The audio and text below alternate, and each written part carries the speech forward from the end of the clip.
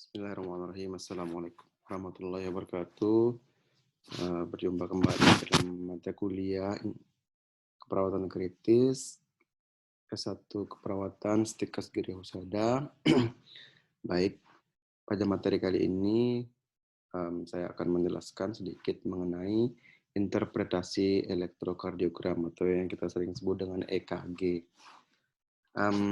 Materi ini saya ambil dari salah satu materi pelatihan di BDCLS, yang kebetulan saya adalah salah satu instruktur di HIPGABI untuk pelatihan BDCLS. Materi ini simple. Kenapa saya ambil dari materi BDCL? Karena lebih simple, lebih mudah dipahamin, tidak terlalu teoritis. Jadi nanti juga teman-teman bisa mencari sendiri tambahan-tambahan materi yang sekiranya mungkin kurang menurut teman-teman. Tapi dalam materi ini nanti akan dijelaskan lengkap bagaimana menginterpretasi EKG yang dasar, kemudian bagaimana mengenali EKG yang letal atau yang mengandung nyawa. Baik, kita mulai dari apa sih itu EKG? EKG itu kata elektro dan kardio serta grafik. Elektro berarti sesuatu yang merekam aktivitas listrik atau aktivitas listrik yang selama ini adalah jantung, karena kardio adalah jantung. Grafik, nah grafik dibentuk dalam grafik atau hasil rekamannya dibentuk dalam sebuah grafik yang disebut dengan grafik EKG itu. Kemudian tujuan kita umum adalah untuk menginterpretasi bagaimana irama EKG normal. Kemudian tujuan khususnya adalah bagaimana mengetahui konduksi listrik dan irama sinus. Listrik jantung selalu dimulai dari SA node. Ini listrik yang normal. Kemudian diteruskan ke AV node. Kemudian ke AV node menuju ke bundle sini, bundle His. Itu ada dua bundle, yang kiri dan kanan. Yang kiri disebut dengan left bundle branch, sedangkan kanan disebut dengan right bundle branch. Kemudian dari masing-masing bundle ini akan diteruskan menuju ke berkas Purkinje atau Purkinje fibers. Ini adalah konduksi atau aliran listrik normal jantung. Namun demikian, pada kasus-kasus galiran konduksi bisa saja impuls mulai dari AV node, dari bundle branch, atau terjadi gangguan konduksi di bundle branch kiri, bundle branch kanan, yang menyebabkan irama jantung atau EKG-nya menjadi irama yang tidak normal. Kalau kita lihat di sini bahwa masing-masing dari bundle tadi konduksi listrik jantung itu membentuk suatu gelombang atau pattern. Kalau dia berasal dari SA node, maka gelombangnya akan terbuat seperti ini. Atau ketika aliran listriknya dari SA node, akan seperti ini. Begitu juga dari, misalnya dia mulai dari AV node, maka gelombangnya akan hilang. Ini adalah gelombang P ketika SA node menuju ke AV node, ini adalah gelombang P. Kita bisa lihat di sini. Ketika dia mulai dari AV node, maka gelombang P-nya nggak ada. Kita bisa lihat di sini. Begitu pula ketika dia mulai dari branch, atau impuls yang mulai dari branch, karena mungkin ada gangguan di SA node atau bagian atrium, maka menyebabkan tidak adanya gelombang P maupun segmen ST nantinya. Kalau dia mulai dari berkas Purkinje, maka tidak ada gelombang P maupun ST segmen. Kalau dia mulai dari ventricle muscle, maka hanya gelombang inilah yang terlihat, QRS kompleks. Nah, yang sering kita lihat bahwa pada kasus-kasus misalnya ventricle tachycardia atau ventricle fibrilasi, dia mulai kelistrikannya hanya pada ventricle di sini, maka gelombangnya itu hanya gelombang QRS saja yang terlihat. Ini adalah konduksi listrik jantung dan menggambarkan bagaimana gelombang electrical jantung di kertas EKG atau di grafik EKG itu. bagaimana sih sebuah EKG normal? Sebuah EKG normal itu harus mempunyai P, kemudian gelombang P, Q, RS, dan T. Kemudian masing-masing gelombang itu juga nanti ada istilahnya segmen, antara gelombang satu ke gelombang lainnya disebut segmen, ada istilah interval. Interval itu bisa terdiri dari minimal satu gelombang dan satu segmen, dan ada kompleks QRS yang sering harus kita pahami. Kompleks QRS, kemudian ada interval QT interval, ST segmen tadi di sini. Masing-masing gelombang tadi, seperti yang saya sampaikan sebelumnya, bahwa ini menginterpretasikan dari mana sumber listriknya berasal. Ingat bahwa dalam gelombang EKG itu, gelombang PQRST, kemudian ada interval, ada disebut dengan QRS kompleks, ada disebut dengan segmen. Yang masing-masing ini mempunyai lama aliran listrik atau waktu tertentu dan ketinggian tertentu pula untuk disebut sebagai suatu gelombang EKG normal. Nah, ini yang saya sampaikan tadi bahwa setiap gelombang EKG itu mempunyai waktu tertentu dalam artian untuk mencapai suatu gelombang tertentu dan mempunyai ketinggian tertentu. Kita mulai dari gelombang P. Di sini gelombang P tidak boleh lebih dari 0,12 detik dalam artian ketika merambat ke sini ke arah kanan. Dan tingginya tidak boleh dari 0,3 milivolt. Bagaimana menghitung detikannya nanti kita lihat di belakang. Ini adalah konsep dasar yang wajib dulu dipahamin atau dihafalin sehingga nanti kita tahu bagaimana menentukan ketidaknormalan dari masing-masing gelombang tersebut. Kemudian ada garis isoelektris. Garis isoelektris itu di mana bahwa segmen ST itu harus berbanding lurus atau harus dalam garis seperti ini. Ketika ST segmennya itu meningkat, disebut dengan ST elevasi, atau ketika dia menurun, disebut dengan ST depresi. Ini menunjukkan ada gangguan di jantung. Bisa dalam hal ini adalah infark. Yang harus dipahami dan harus dihafalkan kalau yang ini, yang berkaitan dengan panjang dan tinggi sebuah gelombang. Nah, ini dia. Dalam suatu kertas EKG normal yang sering kita pakai di lingkungan rumah sakit atau di layanan kesehatan adalah EKG yang berkaitan atau grafik EKG dengan kecepatan berapa, rata-rata kita pakai adalah 25 mm per second. Jadi, ketika kita ambil ada satu box di sini, dalam setiap box itu isinya adalah 1, 2, 3, 4, 5 kotak kecil-kecil. Ya, 5 kotak kecil. Dalam satu box ini ada 5 kotak kecil. Yang dimana setiap kotak kecil itu panjangnya adalah 0 atau lama waktunya adalah 0,04 second. Jadi kalau dalam satu kotak besar ini, maka isinya ada 0,2 second. Kalau dia tingginya 1 mm itu adalah, satu kotak kecil itu adalah 1 mm. Artinya, tinggi dari satu kotak besar itu adalah 5 mm. Ini yang harus dipahami. Sehingga ketika kita melihat ke sini, tadi bahwa satu kotak kecil isinya adalah 0,04, jadi dalam hal ini ketika dia gelombang P123 berarti 0,04 kali 3, artinya adalah 0,12. Kemudian tingginya ini adalah kira-kira 1 atau 2 kotak kecil, artinya kira-kira 2 milivolt. Begitu juga ini. Ya.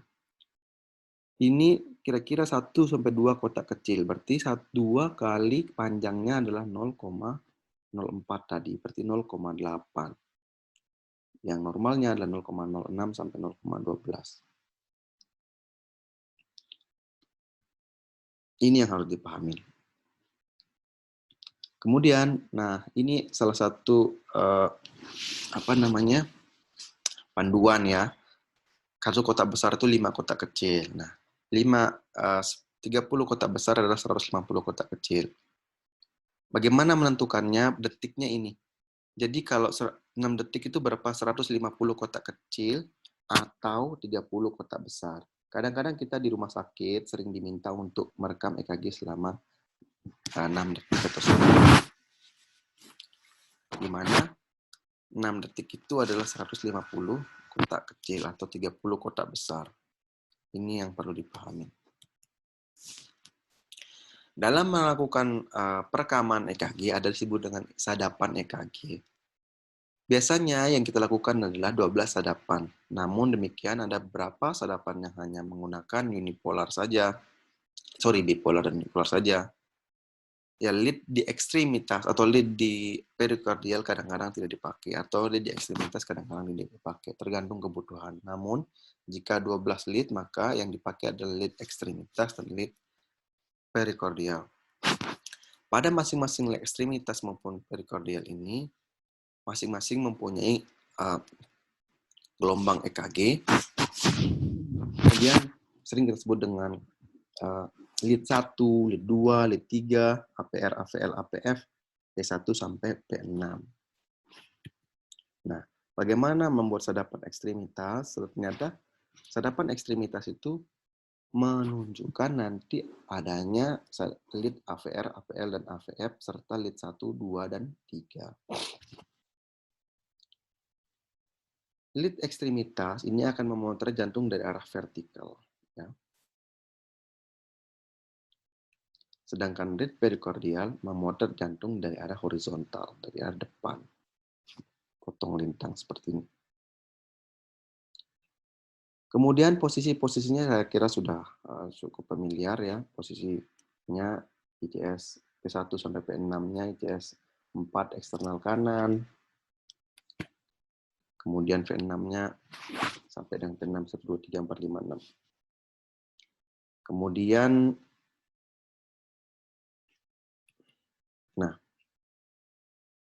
ternyata ketika kita melakukan sadapan EKG itu melihat potret jantung secara keseluruhan. Artinya bisa dari depan, dari bawah, dari samping, dan dari kiri, maupun bisa dari belakang. Sadapan P3, P4, P5 itu adalah memotret jantung dari anterior atau dari depan. Kemudian lead 1, AVL, P5, dan V6 itu dari lateral kiri atau samping kiri.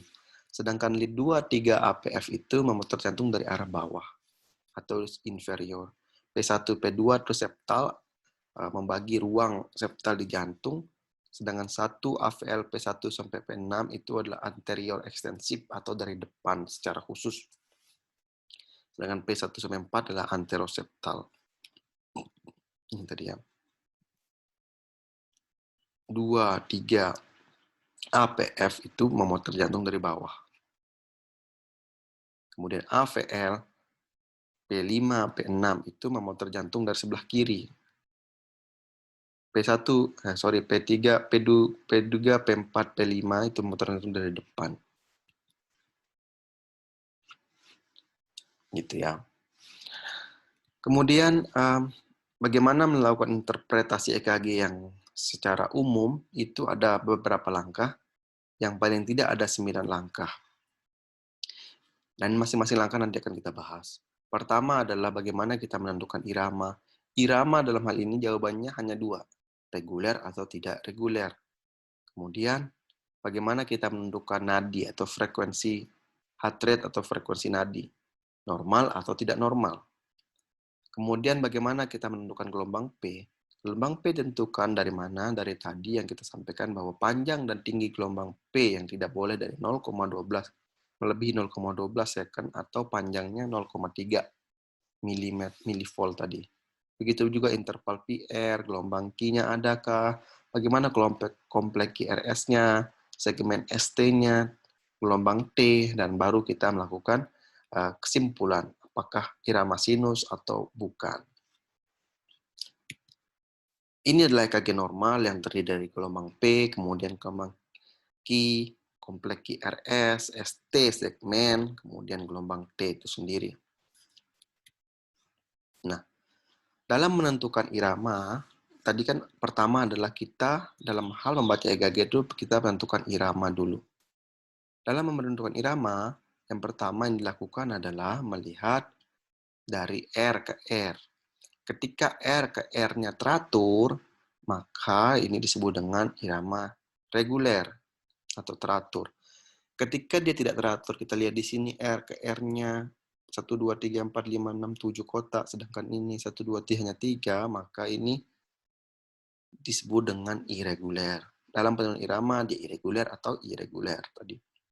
Yang di atas ini adalah reguler karena R ke R-nya jaraknya selalu hampir sama atau persis sama, sedangkan di bawah ini adalah irregular karena jaraknya tidak sama antara satu gelombang R ke gelombang R yang lain. Kemudian langkah kedua tadi adalah menghitung heart rate. Heart rate dihitung dengan cara, ada dua cara. Yang pertama adalah 300 dibagi dengan kotak besar antara R ke R. Atau 1.500 dibagi kotak kecil. Kalau kita berpandangan di sini bahwa 300 dibagi kotak besar. Kotak besarnya berarti kurang lebih 1, 2, 3, 3,5 kotak besar. 300 dibagi 3,5 kurang lebih 80 atau 75. Atau 1.500 dibagi kotak kecil. Ingat, di setiap kotak kecil, misalnya ini kita sulit sekali menentukan di tengah-tengah apa tidak, maka kita hitung kira-kira ini 5 kotak kecil, 5 kotak kecil, 5 kotak kecil, 15 kotak kecil, 16, 17 kotak kecil. Berarti 1.500 dibagi 17. Jatuhnya sekitar 80 atau 75 sampai 80. Inilah cara menentukan. Kemudian, kalau misalnya tidak reguler, maka kita akan menghitung, misalnya seperti ini, bagi tidak bisa kita tentukan dari R ke R-nya berapa, maka ini adalah irama yang tidak reguler. Dalam irama yang tidak reguler ini, kita merekam EKG selama 6 detik. Perekaman EKG selama 6 detik itu kita kadang-kadang di rumah sakit kita hitung 1, 2, 3, seperti itu. Tapi seperti yang saya sampaikan sebelumnya, untuk menentukan sesuatu 6 detik itu biasanya 1.500 kotak kecil atau 30 kotak besar. Sehingga di sini kita bisa hitung apakah 30 kotak besar 1, 2, 3, 4, 5, 6, 7, 8, 9, 10, 1, 2, 3, 4, 5, 6, 7, 8, 9, 4, 5, 6, 7, 8, 9. Nah, pas ini. Ini adalah 30 kotak besar atau 6 detik. Nah, untuk menentukan irama pada yang irreguler, maka dilakukan 6 kali 1, 2, 3, 4, 5, 6. 6 kali RR, berarti ini adalah 60 kali per menit. 1, 2, 3, 4. Untuk menentukan heart rate-nya. Itulah cara ketiga. Jadi pertama adalah 300 bagi kotak besar, yang kedua 1.500 bagi kotak kecil. Atau yang ketiga, ketika iramanya irreguler, maka kompleks QRS dikali dengan 60. 6 detik dikali dengan 10. Kompleks QRS jumlahnya dalam 6 detik itu dikali 10. Tadi gelombang T adalah lebarnya 0 sampai 0,4 atau sampai 0,12 detik. Jadi setiap satu gelombang atau satu kotak kecil itu tadi berisi 0,04 detik. Jadi lebarnya tidak boleh lebih dari 0,12 detik. Sedangkan tingginya adalah hanya 1-3 milivolt, berarti maksimal 3 kotak kecil. Tujuan kita mengetahui gelombang P adalah mengetahui apakah terjadi kelainan atrium. Seperti yang saya sampaikan di awal bahwa gelombang P itu terbentuk dari SA node. Sehingga ketika tidak ada SA node yang berada di atrium kanan. Sehingga ketika tidak ada gelombang P berarti ada kelainan yang di atrium sehingga atrium itu tidak bisa memberikan impuls dalam bentuk gelombang P. Sedangkan PR interval, apa yang disebut dengan PR interval? PR interval itu adalah saat pertama mulainya gelombang P ke gelombang atau ke R segmen ke atau ke garis R di sini. Ya. PR interval. Jadi PR interval itu berapa? Kurang dari 5 kotak kecil atau kurang dari 0,2 detik. Kepentingannya untuk mengetahui sistem konduksi. Seperti yang saya sampaikan tadi bahwa interval itu dimulai dari atrium SA node yang menuju ke ventricle. Seperti itu. Jika terjadi delay atau lebar kotak PR intervalnya, maka kemungkinan sistem konduksi jantung dari SA node, AV node ke berkas Purkinje dan ventrikel bawah itu tidak maksimal, tidak bagus seperti itu. Nah, ini nanti kita bisa lihat di apa namanya? AV block namanya. Ya, ada blok di situ yang menuju ke ventrikel. Jika terjadi gangguan di PR interval.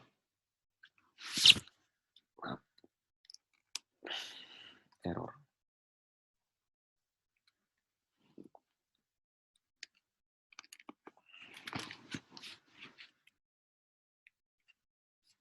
Selanjutnya adalah menentukan gelombang Q. Gelombang Q yang ini ditentukan, bagaimana cara menentukan gelombang Q? Q ditentukan dari tinggi R, dari garis isoelektris. Ini garis isoelektrisnya tadi. Kemudian tinggi R dibagi 3. 1, 2, 3. Nah, jika ketahui bahwa R-nya misalnya dibagi 3 adalah 2 kotak kecil, maka Q tidak boleh lebih dari sepertiga kotak tingginya R. Dalam hal ini kita dapat contoh ya. R kan di sini tingginya adalah 6 kotak besar. Ketika kita bagi 6 kotak kecil. Ketika kita bagi menjadi 3, maka ada 2 kotak besar di sini. Sehingga Q ini nggak boleh lebih tinggi daripada 2 kotak di sini. Ini kan ada 1. Nah, ini udah disebut dengan Q yang normal. Jika Q-nya menunjukkan sesuatu yang tidak normal, maka adanya nekrosis miokard atau disebut dengan Q patologis. Misalnya dalam banget. Adanya nekrosis pada miokard, otot jantung, yang menyebabkan Q-nya disebut dengan Q patologis.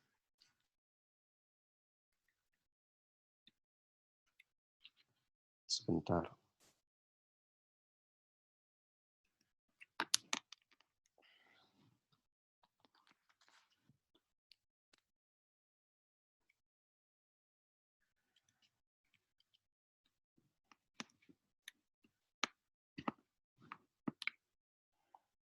Ntar dulu ada gangguan teknis di laptopnya.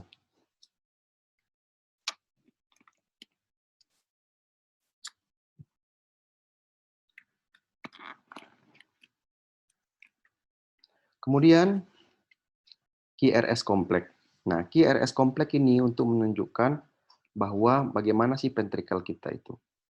Normalnya adalah kurang dari 3 kotak kecil QRS kompleks ya. Panjang dari gelombang Q, gelombang R dan S. Panjangnya ke sana.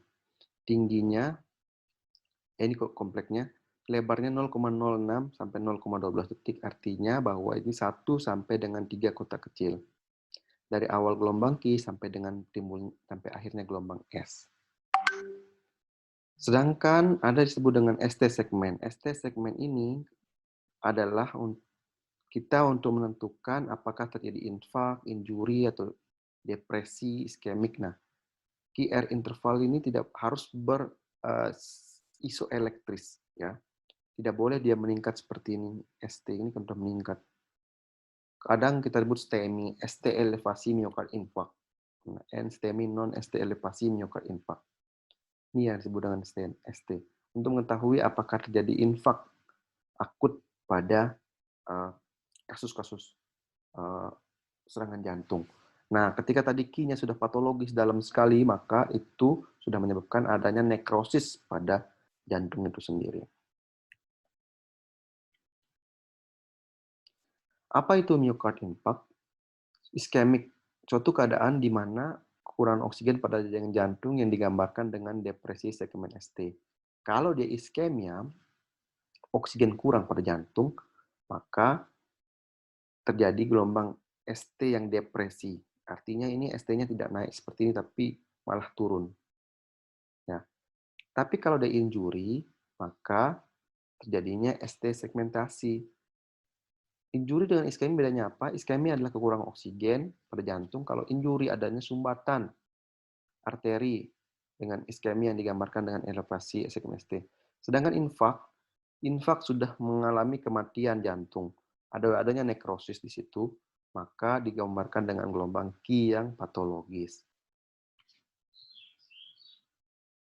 Apa itu gelombang T? Gelombang T untuk menentukan adanya kelainan iskemik atau kelainan elektrolit. Normalnya gelombang T itu kurang dari 5 kotak kecil, ya. Tingginya kurang dari 1 milivolt. Kalau kurang dari 5 kotak kecil artinya berarti kurang dari 0,2 detik. Nah, di masing-masing lead akan berbeda. Di lead yang dada P1 sampai P6 harus kurang dari 1 milivolt, sedangkan lead ekstremitas kurang dari 0,5 milivolt. Ini tadi kepentingan nyata untuk mengetahui adanya infak atau adanya gangguan kelainan elektrolit.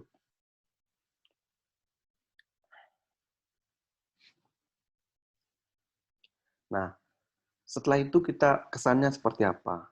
Dalam melakukan kesan ada beberapa. Yang pertama adalah apakah irama EKG itu berasal dari irama sinus? Irama sinus selalu berasal dari SA node. Jika sinusnya ritmik atau sama sinus ritem disebut dengan SR atau sinus ritem, maka semuanya normal dengan frekuensi dari 60 sampai 100 kali per menit. Jika takikardi sinusnya normal,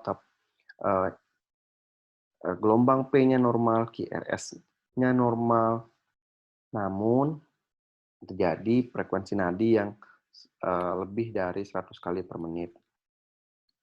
Jika bradikardi, berarti frekuensinya kurang dari 60, ada dengan sinus aritmia, di mana mulai dari SA node, tetapi gelombang QRS-nya, R ke R-nya tidak sama, maka disebut sinus aritmia. Ada sinus arrest, ada rest atau ada gangguan pada salah satu gelombang EKG-nya, dan ada sinus block.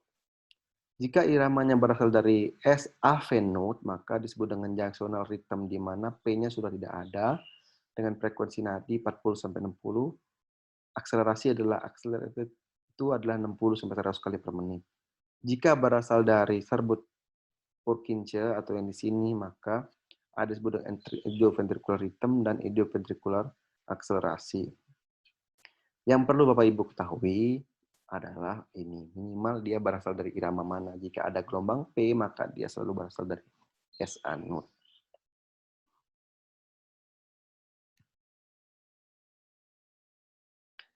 Nah, ini fokus kita adalah untuk mengetahui irama sinus.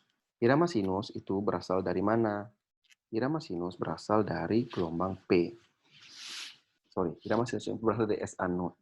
Dibentuknya gelombang P. Gelombang P pada irama sinus itu harus normal. Setiap satu gelombang diikuti oleh kelompok QRS. PR intervalnya nggak boleh dari intervalnya harus kurang dari 0,2 detik. Mana lebih daripada itu ada sekitaran nanti akan terjadi AP block. Dan gelombang QRS-nya adalah 0,6 sampai 0,12 detik.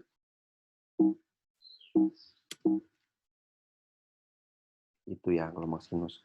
Kemudian selanjutnya yang paling penting diketahui juga oleh para perawat teman sejawat semua adalah bagaimana mengetahui atau mengidentifikasi adanya lethal aritmia atau aritmia yang mengancam nyawa.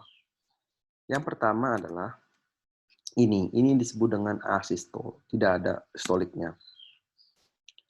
Kemudian klinisnya biasanya pada asistol dan pasiennya tidak sadar, nadi sudah nggak keraba.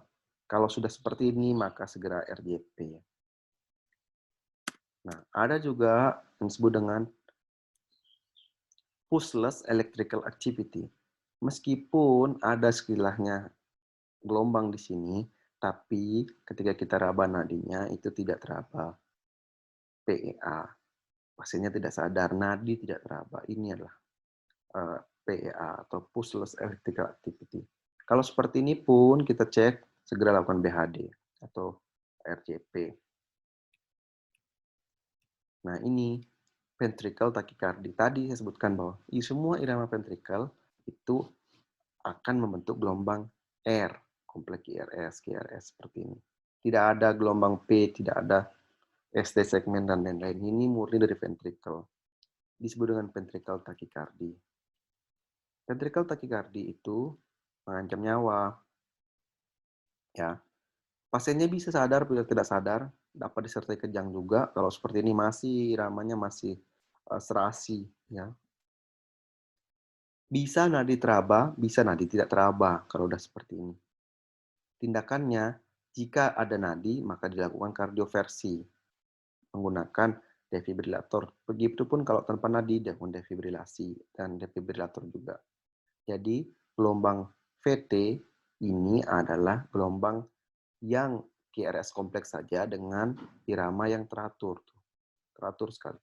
Pasiennya bisa sadar, bisa tidak. Nah, bedanya sama gelombang ini, VF, ventricular fibrilasi, itu adalah gelombang QR-nya nggak teratur.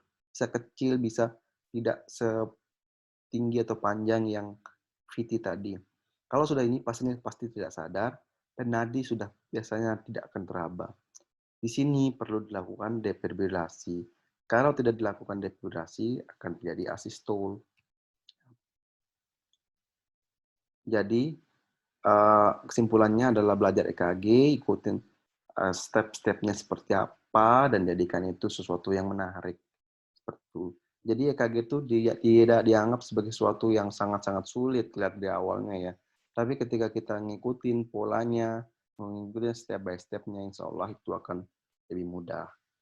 Mungkin itu saja yang dapat saya sampaikan. Jika ada pertanyaan, nanti bisa di WA atau lewat Classroom. Demikian, Assalamualaikum warahmatullahi wabarakatuh.